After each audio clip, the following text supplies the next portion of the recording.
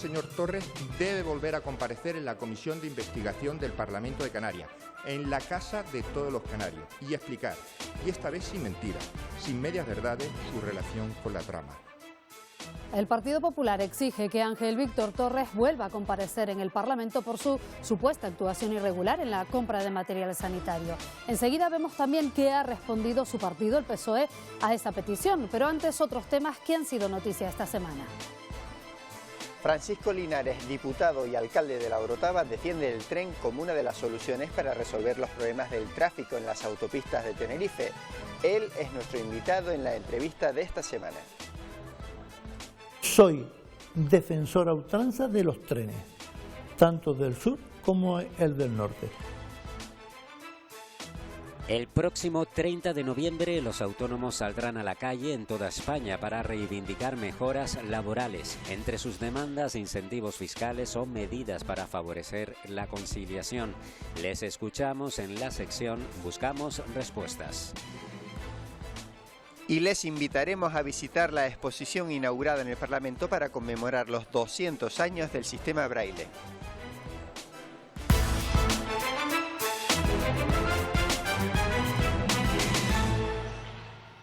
Francisco Linares defiende que la ley de alquiler vacacional se adapta perfectamente a las características de su municipio, La Orotava. También apuesta por los trenes para ayudar a descongestionar el tráfico. Son dos de los temas que hemos abordado con él, pero ahora vemos la entrevista al completo.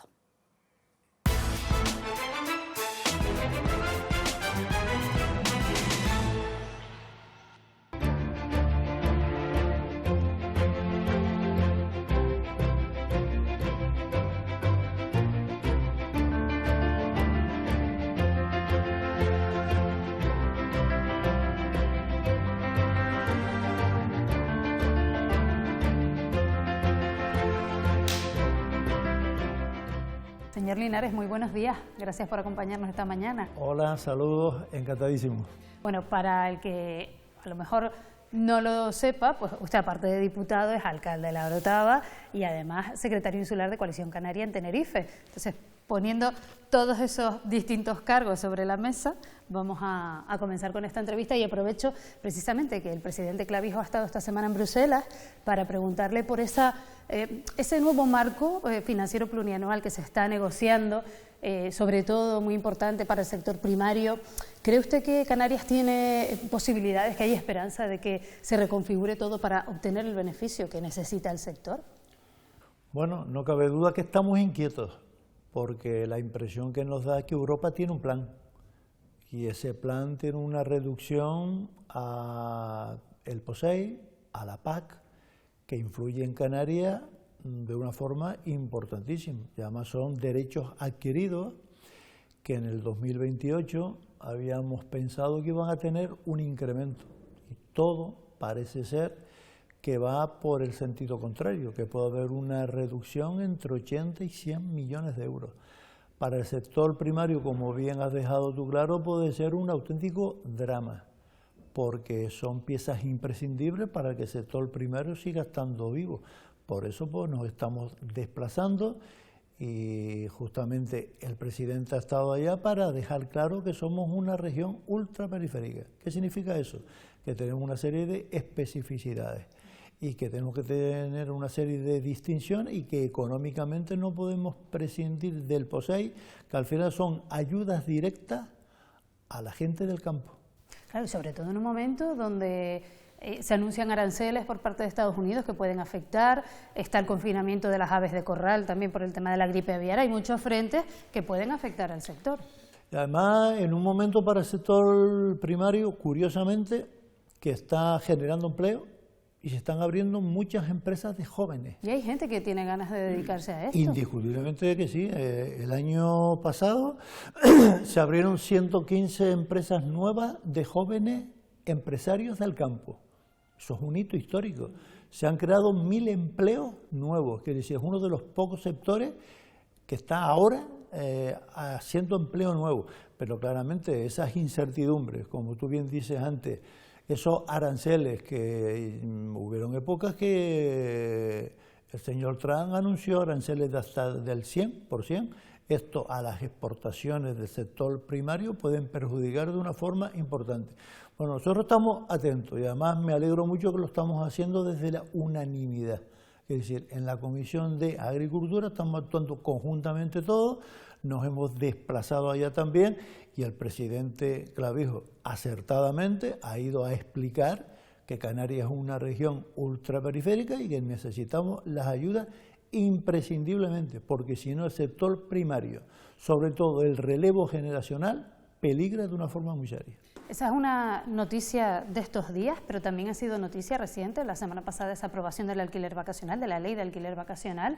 La FECAM ha pedido que se pararicen los plazos. El Gobierno le dice a los ayuntamientos, tienen ustedes que dejar de mirar para otro lado, dijeron, y un poco hacer la tarea de decir cuántas viviendas vacacionales se quiere en cada municipio, dónde, etcétera. ¿Qué opina usted de esa norma? Vamos a ver, la ley de alquiler vacacional viene fundamentalmente para poner orden en un sector que estaba desordenado, donde legalmente habían muchos, pero ilegalmente habían muchos y alegalmente habían también muchos. Es una ley compleja, pero indiscutiblemente creo que viene a poner orden. Tendrá que tener un proceso de transición para que se vaya poco a poco, porque el conocimiento hará que poco a poco todas las partes implicadas, ayuntamientos inclusive, vayamos viendo esto como es. Tampoco es una ley inflexible. Yo no dudo que durante algún tiempo tengamos que a lo mejor cambiar alguno de esos aspectos, pero bueno, se ha trabajado durante un año y pico, se ha intentado buscar el máximo consenso posible, como pasa con cualquier ley. Desde la FECAM es cierto que hemos presentado muchísimas enmiendas, han sido aceptadas muchas de ellas también. Yo lo que pido es serenidad y paciencia. ¿Y cuál es la situación en su municipio? ¿Ustedes cómo van a proceder ahora? ¿Qué le gustaría a usted hacer con respecto a la vivienda vacacional? Nosotros tenemos en la Orotava 1.600 viviendas vacacionales aproximadamente. Es verdad que en el norte no tiene el mismo efecto que en las partes sur. Esto afecta fundamentalmente a las zonas de residencias turísticas, porque claro, nosotros somos 8 islas con 8 realidades, 88 ayuntamientos con 88 especificidades. Y a veces dentro de un municipio también hay distintas realidades. Claro, porque hay zonas próximas a donde hay costa. Yo creo que esto también es verdad, hay muchas dudas, pero bueno, algo nuevo siempre nace con dudas. La información y el conocimiento nos irá dando todos pautas. También tendremos que preguntar, consultar, porque es verdad que los ayuntamientos vamos a hacer una parte importante en conceder, cuando lo tengamos que hacer, licencia y en decir, en esta zona no se puede hacer. También tenemos que combinar el descanso de la gente con la vivienda vacacional. Actualmente no se estaba así haciendo y había muchas quejas en muchos pueblos donde había una tranquilidad enorme y de repente se vieron que tenían 500 viviendas, 800 viviendas, 1000, pues a lo mejor en esto no sirve. Va a ser fácil al principio, ¿no? Pero yo no conozco ninguna ley que al principio no haya costado el encaje normal que siempre tiene. Yo creo que la filosofía es buena y al final irá poquito a poco encajando con la diversidad que Canarias tiene. Pero ustedes, por ejemplo, que tienen 1.600, ¿usted apuesta porque haya más viviendas vacacionales en su municipio o prefiere que no? Bueno, nosotros tenemos un plan general que aprobaremos a finales de este año donde apostamos por un turismo sostenible. Por tanto, el turismo vacacional encaja muy bien en el tipo de turismo que nosotros queremos. Nosotros no queremos hoteles de 3 estrellas, de 4 estrellas, de 5 estrellas, no, al contrario, prohibimos que esos hoteles se puedan hacer. Queremos pequeños hotelitos de ciudad en un casco histórico que caben perfectamente. Y la vivienda vacacional, la filosofía que la ley tiene, en un municipio como el mío encaja perfectamente. ¿Tendremos dificultades en algunas zonas, en algunos barrios? Indiscutiblemente que sí, pero vamos a poner todo lo que tengamos que poner para ayudar y colaborar para que todo salga bien. Usted llegó en su momento a plantearse pedir que su municipio fuera declarado zona tensionada. ¿Eso en qué quedó al final? Bueno, nosotros aprobamos en pleno encargar un estudio para saber exactamente las dificultades, los pros y los contras que tiene que declares tu municipio zona tensionada. Los informes están a punto de que nos lo den. Es verdad que tenemos serias dudas porque hay experiencias en otros lados que la experiencia ha sido contraproducente, ha sido negativa. Al contrario, los alquileres han subido aún más. Yo creo que el tema de los alquileres y de la vivienda, que es el problema fundamental que los canarios actualmente tienen, se podría salvar construyendo más vivienda privada y pública. Un municipio como el mío hace 15 años que no se construye un bloque de viviendas privados nuevo. ¿Qué quiere decir? La oferta es poco. Cuando la oferta es poco y la demanda es alta, los precios suben. Por lo tanto, tenemos que seguir apostando, que se está haciendo ahora. Nunca el Cabildo Insular había hecho una política de vivienda como la que se está ahora haciendo. En el presupuesto del año próximo se contemplan una política de viviendas del Cabildo de 200 viviendas nuevas. Yo no había visto eso nunca. Eso es bueno. A los ayuntamientos que nos han pedido que ofertemos suelo público, lo estamos también haciendo. Si no hay oferta, la demanda va a hacer que los precios suban. Por lo tanto, entiendo de sus palabras que lo más probable es que no pida declarar zona tensionada al municipio, ¿no? Vamos a esperar a que nos entreguen el informe definitivo y después haremos un estudio exhaustivo. Pero no vamos a dar ningún paso que perjudique esta línea nueva que estamos haciendo de intentar colaborar para que los precios bajen. Yo creo que en esto hay que ser serio, responsable y pulcro. Y dejar que los que saben nos den un informe cerrado. En otras partes se han hecho ya y casi todos orientan que las zonas tensionadas pueden tener peligro de incremento de precios. Pero todavía no me quiero pronunciar hasta que tener el informe completamente cerrado. Ya que hablamos de infraestructuras de construcción, ustedes también padecen el incremento del tráfico en la autopista, en la TF5, en la autopista del norte de Tenerife. ¿Qué soluciones pondría usted sobre la mesa? Bueno, y en estos 2 años se han tomado algunas. Una, incrementar el transporte público de una forma brutal. O sea, jamás habíamos tenido una oferta de transporte público como la que el Cabildo ha puesto en marcha en estos 2 últimos años. Bueno, fíjate el incremento cuál es, que la estación de guaguas que en el municipio mío hay, la hemos tenido que ampliar porque las guaguas ya no caben dentro. Ahora se han comprado otras 80 más, yo creo que eso es bueno. Se ha pasado de 20.000 usuarios de transporte público a 100.000. Eso ha disminuido de una forma importante. Luego, otro tema importante, por fin se ha conseguido la diversificación de entradas de horarios a la universidad pública. Eso significa rebajar el número de coches que se desplazan a la misma hora a un solo sitio. Y una cosa tan nimia pero importante también, el incremento de servicios en el Hospital del Norte. 2.000 intervenciones que se han hecho quirúrgicas en el año 2024. ¿Qué ha supuesto eso? Aparte de un servicio sanitario importante, 140.000 desplazamientos menos. Influye también el que las colas sean menos. Ahora tardamos de media entre 45 minutos y 50 minutos. Hace 2 años tardábamos 1 hora y media. ¿Nos sentimos satisfechos con eso? No. El carril Busbao, que ya están en su último informe, va a ayudar también. Pero yo también soy de los que digo, tenemos que fomentar hábitos de costumbre nuevos también. Hay que compartir coches. Y por supuesto soy defensor a ultranza de los trenes, tanto del sur como el del norte. Son energías limpias, sostenibles, impacto medioambiental mínimo, porque también creo, no podemos seguir construyendo más carriles, rotondas, túneles, porque ¿qué modelo de isla de Tenerife le vamos a dejar a las generaciones que vengan atrás? Vamos a hacer como un queso, donde todos son túneles. Entonces también tenemos que poner freno a eso, porque nuestro territorio es limitado. ¿Veremos el tren? El del sur va por muy buen camino, porque el proyecto ya estaba hecho hace 4 años atrás. El gobierno anterior del Cabildo, por razones que no entiendo, renunció al tren. Renunciar al tren significa renunciar a subvenciones europeas. Ahora estamos ya dentro del plan estratégico estatal de los trenes. Son proyectos largos, pero cuando el tranvía comenzó, también fue largo. Y el tranvía ya forma parte del paisaje. Es decir, ya no se concibe el área metropolitana, es decir, que ese tranvía esté.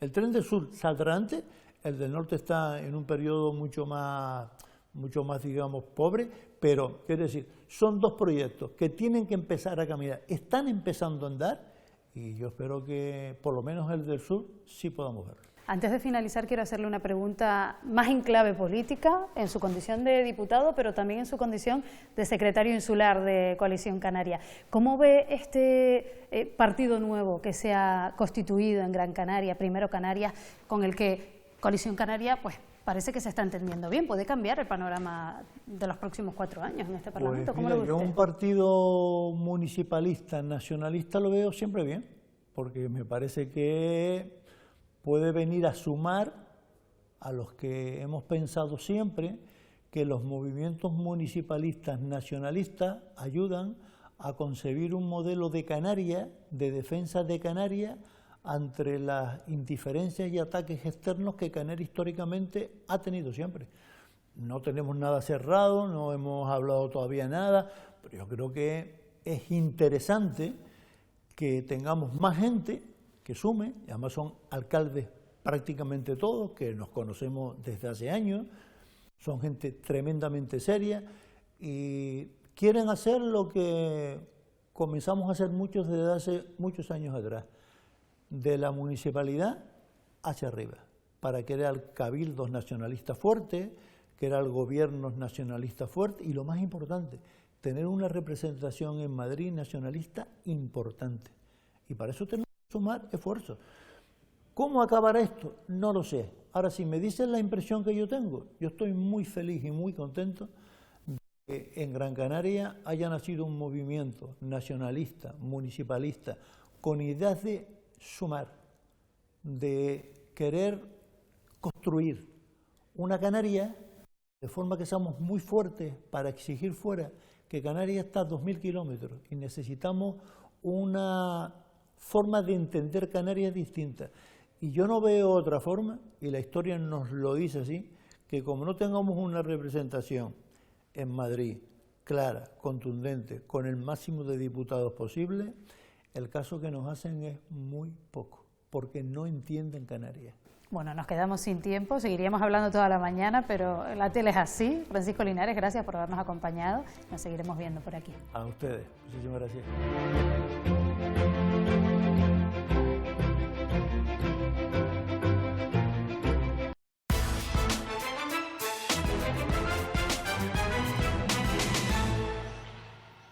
El Partido Popular pide que el expresidente de Canarias, Ángel Víctor Torres, vuelva a comparecer para aclarar su papel en el pago de 17 millones de euros a empresas vinculadas con la trama del caso Koldo. Para ello sería necesario reabrir la comisión que investiga la compra de material sanitario durante la pandemia. Los populares piden que vuelva a intervenir Torres porque, tras conocerse el informe de la UCO, aseguran que mintió, dicen en su primera comparecencia.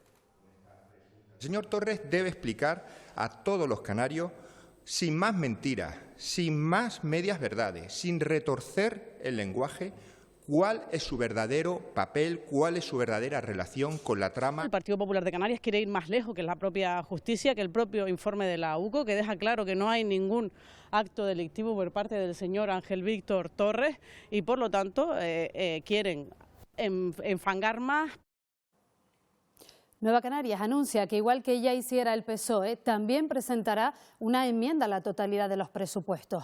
Unas cuentas que consideran tramposas porque dicen que basan su crecimiento en los fondos europeos. Además, consideran que no se van a ejecutar en su totalidad. Que estos presupuestos no responden en absoluto a la Canarias real, a la Canarias de la inmensa mayoría de los canarios y canarias que aquí viven, de los trabajadores y trabajadoras con los peores sueldos de toda España, a los pensionistas que les cuesta llegar a final de mes, a los autónomos y a las pymes a los que apenas se destina recursos frente a la tralla de dinero que se vuelve a inyectar una vez más al sector turístico. Sin embargo, el Gobierno insiste en que, por ejemplo, en vivienda se va a destinar la partida más importante prácticamente de la historia. El consejero Pablo Rodríguez asegura que nunca antes, en sus 20 años de historia, el Instituto Canario de la Vivienda ha tenido la tasa de producción de obra nueva que tiene en la actualidad. Según los datos del Ejecutivo, entre el ICABI, Visocan y otras empresas públicas, se están construyendo actualmente en Canarias más de 2.000 viviendas que están gestionadas por el Gobierno regional. tenemos expedientes por 2.594 viviendas. Promociones impulsadas posteriores a julio del año 2023, 2.153. Los presupuestos para 2026 también incluyen medidas de alivio fiscal para la compra de vivienda. Dice la consejera que se van a poder beneficiar, por ejemplo, del tipo reducido del IJIC, más del 90% de los contribuyentes. Con 46.455, ¿cuántos son los contribuyentes del IRPF que se pueden acoger a estas bonificaciones? Pues el 92%. Eso en lo que depende de Canarias, pero existe preocupación por lo que decida Europa sobre los fondos para después de 2027. El Ejecutivo ha pedido reuniones todavía pendientes con el secretario de Estado para trabajar de la mano.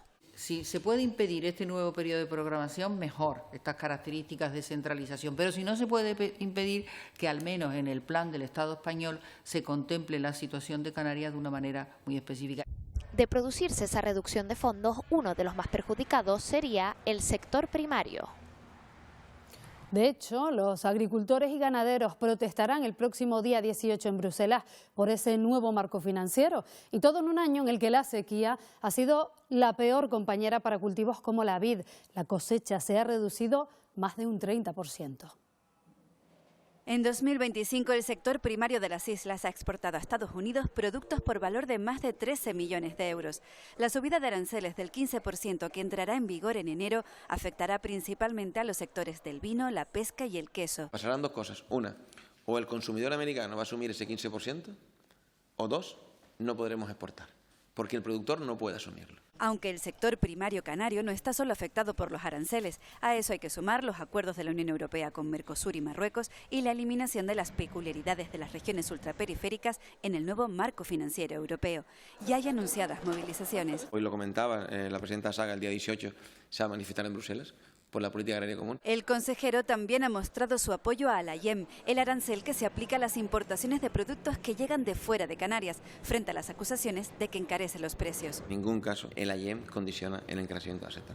No podemos cargar contra un arbitrio que es una protección para nuestro mercado, nuestro pequeño mercado. A punto de abrir las bodegas, ya se puede anunciar que la cosecha de 2025 es la peor de la última década. Una pérdida de un 35% de baja de productividad. En algunas zonas, incluso como en Tenerife, por ejemplo, por hablar, en Tagoronte, Sentejo, la bajada supera el 50%. El principal es la sequía y el segundo, el rendimiento o la productividad del viñedo por hectárea. Hemos sacado dos ayudas directas por la sequía, directamente al viticultor o a la viticultora. En el último mes no se ha registrado ningún nuevo caso de filoxera. Los 86 positivos detectados en Tenerife desde julio ya han sido tratados y eliminados.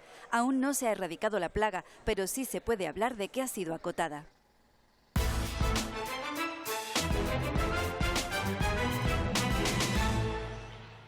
La administradora general de Radio Televisión Canaria, María Méndez, presentaba a comienzos de semana su dimisión del cargo tras 2 años en él. Lo hacía en la comisión en la que se abordan los asuntos relacionados con el ente público.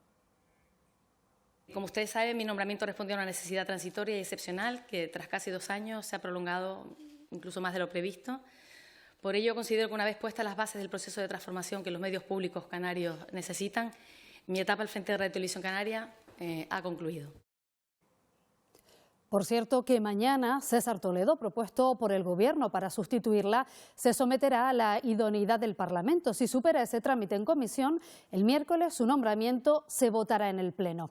Y vamos con más asuntos porque la inteligencia artificial ha llegado para quedarse. Se ha convertido, ya lo saben, en una herramienta que empresas públicas y privadas utilizan porque facilita el trabajo en general. Sin embargo, también cuenta con algunas desventajas y peligros. Sobre ese asunto se ha hablado en las jornadas sobre los nuevos retos que suponen la transparencia y la protección de datos. Han sido organizadas por el Comisionado de Transparencia, que además cumple su 10º aniversario.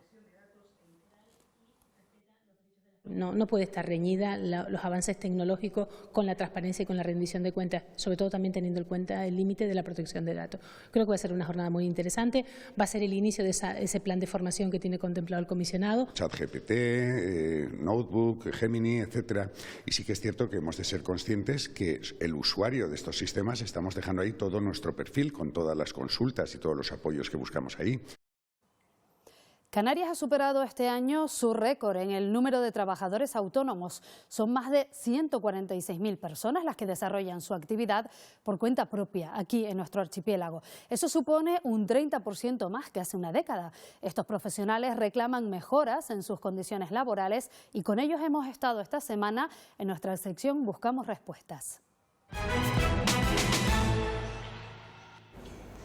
Crece el número de autónomos en Canarias y también sus reivindicaciones. Entre otras medidas, reclaman rebajas en las cotizaciones o mejoras en relación a las bajas médicas y las prestaciones de maternidad y paternidad. Para hablar de autónomos, viene hoy al Parlamento en busca de respuestas Elio Martín. Licenciado en Administración y Dirección de Empresas y máster en Big Data, su trayectoria siempre ha ido ligada al emprendimiento y al impulso del tejido económico. Desde hace más de 5 años trabaja para defender los intereses de los trabajadores autónomos en ATA. Buenos días, Elliot. Bienvenido al Parlamento.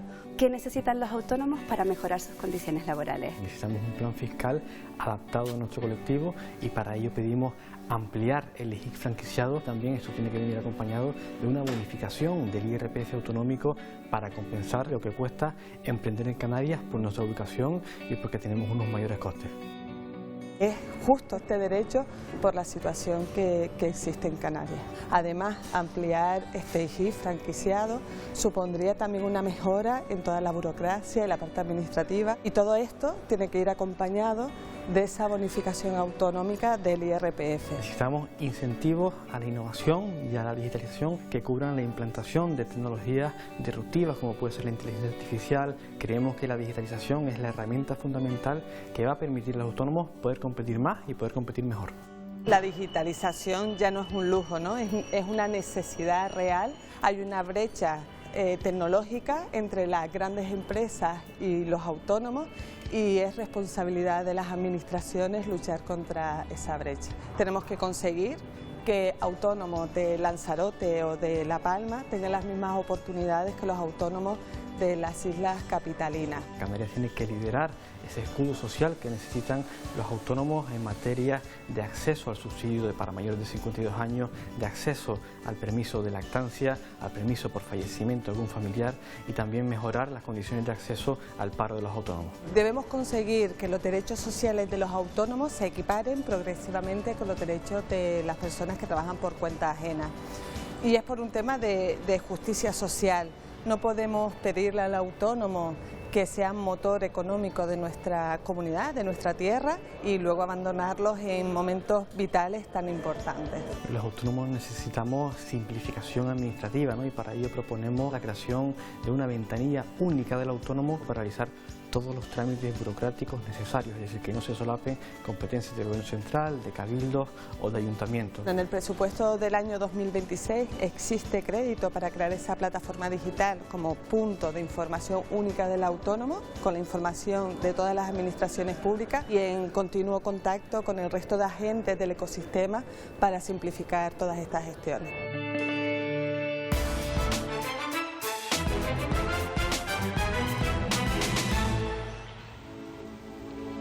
Franco ha muerto. Dejó de latir el corazón de Francisco Franco Bahamonde, caudillo de España, generalísimo de los ejércitos y jefe del Estado español.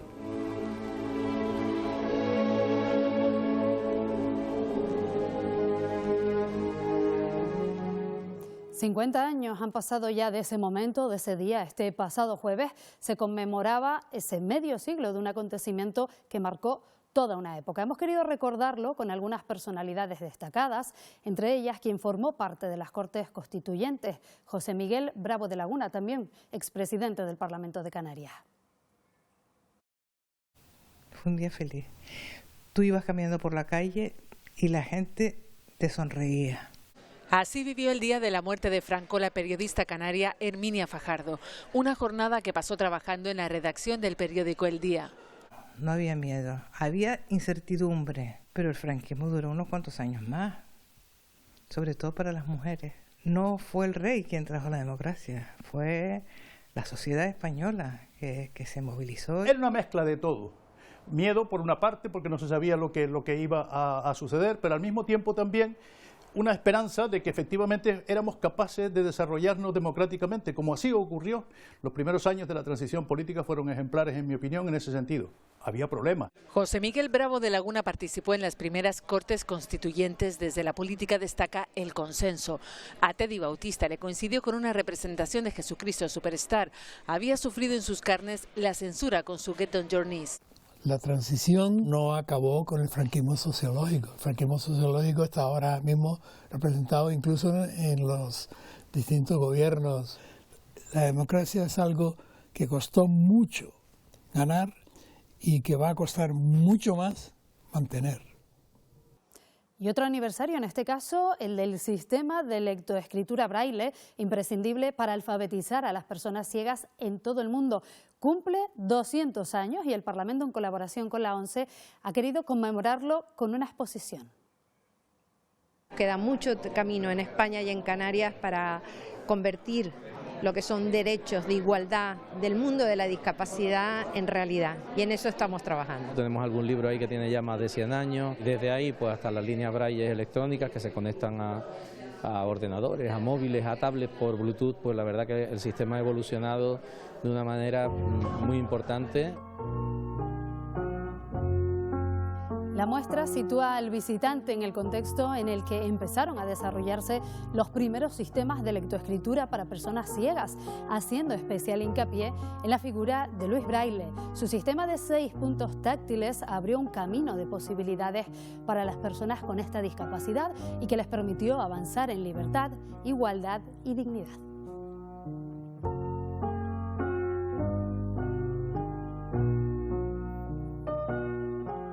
Pues ya saben, si pasan por esa zona centro de Santa Cruz de Tenerife, no dejen de darse un salto por esa exposición para poder disfrutar de ella. Y nosotros, que de esa sala de exposiciones, nos vamos ahora al norte de Tenerife para enseñarles el rincón favorito de nuestro invitado de hoy. Mi rincón que más me gusta es el entorno de la iglesia de la Concepción en mi pueblo. Me parece un sitio entrañable y donde me siento reconfortado y donde me siento con una tranquilidad espiritual especial. Además es un sitio que arquitectónicamente, escultóricamente y el museo sacro que hay dentro, posiblemente sea uno de los lugares más especiales que Canarias tenga.